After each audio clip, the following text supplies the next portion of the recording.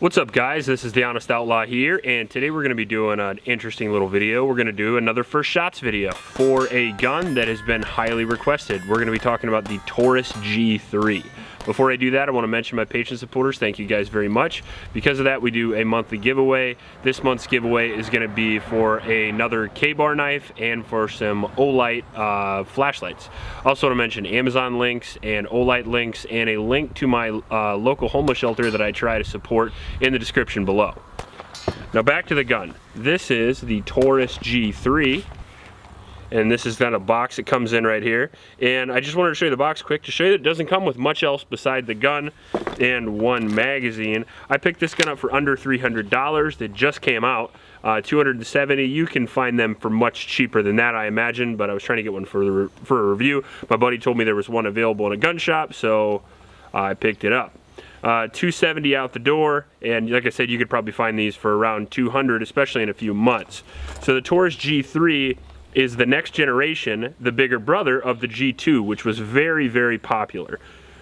They're popular because Taurus has been known for making budget-minded firearms for a really long time. However, they haven't made one that I would say is go-to reliable, really, until the G2. And I didn't even believe the G2 was until after I put several thousand rounds through it, and then several people I knew put several thousand rounds through their guns as well, proving the fact that the G2 not only can work for a limited time, but work for a long time. What the gun is a 4-inch striker-fired pistol that has a weird trigger, as you can see here. You can continue to dry fire it if you so choose, which allows you to get a lot of practice dry fire wise, so you don't have to dry fire over and over again. Comes with a 17 round magazine. I think there's 3 different versions of this gun, one with 17, one with 15, and one with 10. This was the one with the 17, and it comes with this little mag sleeve so it fits well. I think the standard capacity is 15. I think these mags also fit into the G2, however the G2 mags obviously don't fit into this because longer grip. It comes with 3-dot sights, which I noticed right out of the box. The front sight's a little bit crooked, so we're gonna see how that affects accuracy. It's got the little notch here. You can maybe run that off your belt if you want to. Front slide serrations are functional. It's got the Picatinny rail. The trigger isn't bad, same as the G2, I would say. Very similar. Magazine release works really well, and the mag really pops out of there. And the mags are made by Metgar, I believe, which is a very quality magazine maker. Yep, Metgar. So they're going to have similar magazine quality as much more expensive guns, and the magazine is the #1 reason that you're going to get malfunctions, so that actually gives me a little bit of hope overall. Takedown's very similar to a Glock, and it does have this kind of douchey manual safety here that kind of works, but I would honestly avoid, and I'm going to in the process. So overall, pretty cool little gun. Specs wise, it's lightweight, like 24 ounces or something like that. So it's going to be comparable with the Glock 19, M&P 2.0, stuff like that as far as size, weight, capacity, and caliber. But we'll have to shoot it today and see how it does with ergonomics and my first impressions. And then we'll put 1,000 rounds through this gun to see how it compares reliability-wise and durability-wise. So without further ado, let's go shoot this. So we got the G3 out on the range here, and I'm rocking my gloves because it's cold outside, my SKDs. And we'll see how it performs with gloves. I like the texture so far with my bare hand. What I don't like is this magazine sleeve. It keeps falling all over the place. The M&P kind of reminds me of, did it a lot better. But the other thing I don't like is it comes with one magazine. I imagine the magazines are probably like 1/4 of the cost of the total gun, so that's probably the way they keep costs down. But yeah, in the future I'm gonna have to pick up some more magazines.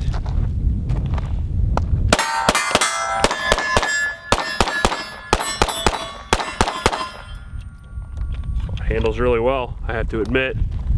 That was at about 15, 18 yards, something like that. But now we have to reload.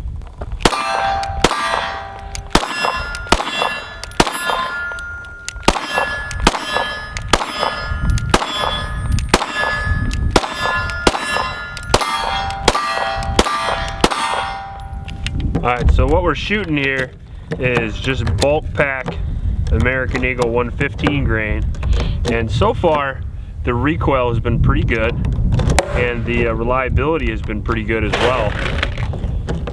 So 115 grain, it runs just fine, and I'll have to shoot some 124 defensive ammo in it for the review, but I'm not going to be doing that today.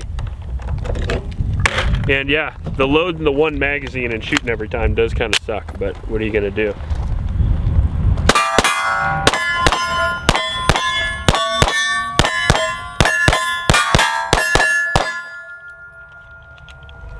We get up here in concealed carry distance.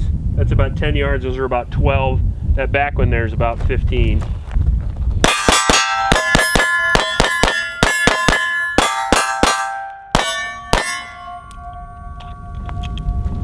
Alright, so one thing I've noticed, as you can see here, I pull the trigger, and then when you dry fire practice, the reset's way out there.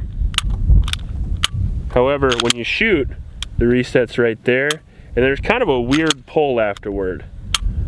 I would say that my Taurus G2 trigger is a little bit better, but we'll see if that works itself out over the course of 1,000 rounds. Generally, triggers have a tendency to smooth themselves out, but that's kind of what you're going to get as far as quality and as far as quality control from a company like Taurus, who can give you a $250 to $200 gun. You're just going to have to expect some intricacies like that. All right, so now we're at about 50 yards here, and we'll just shoot it on the steel and we'll see if we can hit. That crooked-ish front sight might give us problems, or not.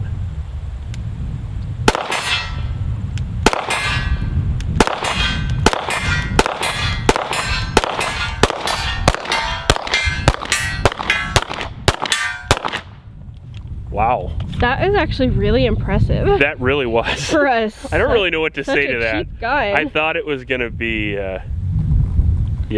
I don't know what to say to that. Spot on. All of a sudden it just started shooting faster and faster and faster. Kind of shot itself.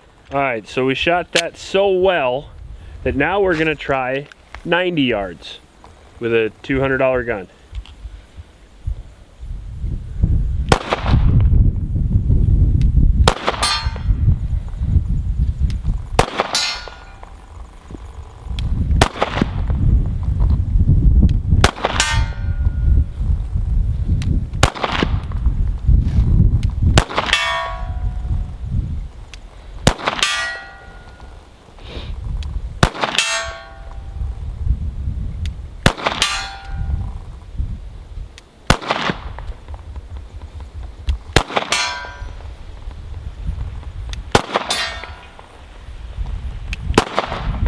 I missed the last one. All right, so the sight kind of messes you up a little bit, but you kind of have to use the silhouette of the sight and then kind of put it where it's supposed to be, and then on top of that kind of cut the dot a little bit like you do a Glock, but it's doable, obviously. I hate to say this, but I kind of have to recommend the Taurus G3 based off my first impressions as a very, very good gun.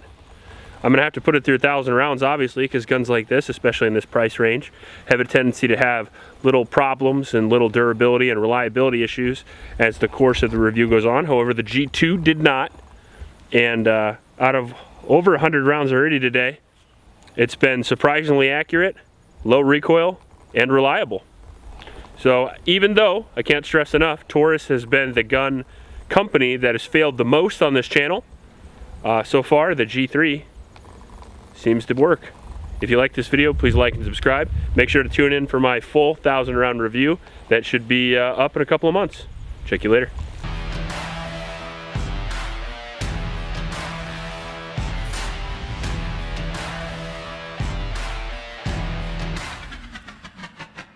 Yep.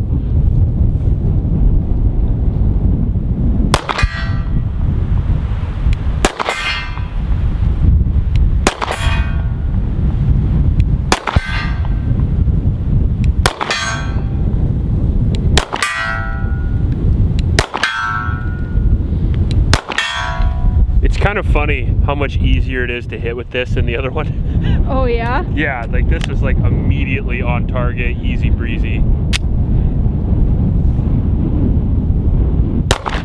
then I miss. Haha.